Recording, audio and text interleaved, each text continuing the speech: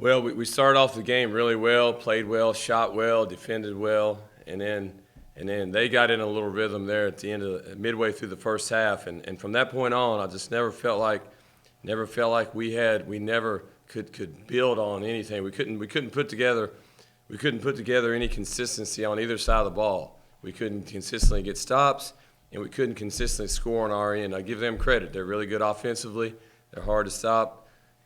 But we needed to string together more stops. And then offensively, when they're scoring, they get in that little press there, and it eats up 8-10 seconds of the shot clock. And then, I didn't think we were really efficient, as the numbers attest. I didn't think we were really efficient against their switching man-to-man defense. And again, could never get any consistency going. Was the plan to try to go without Bernard at night, and then you kind of had to just throw him in there? Well, he didn't practice all week, and then so then they come to us.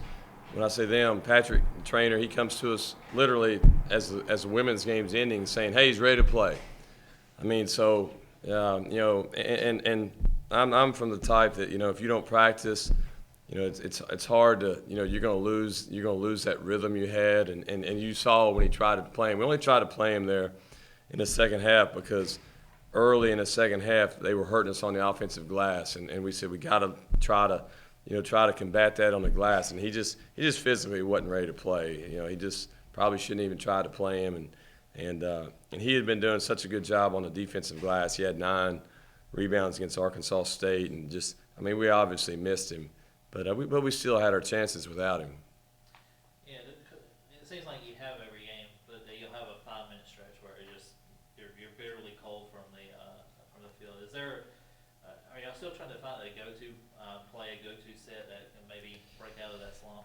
Well, the problem against these guys is because they literally switch every screen, every exchange. You can't really run your normal offense against them because they switch everything. You have to try to expose those switches. You have to try to get a guard on the big guy. You have to try to drive their guards.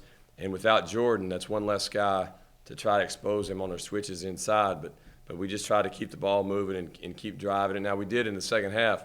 We drove it enough to create foul trouble for them, and we got in a double bonus pretty early, and got some points out of that. But now their style of play, the way they switch everything, you just got to spread out, and it sounds different, but you've just got to be a player and make some plays against that kind of switching defense.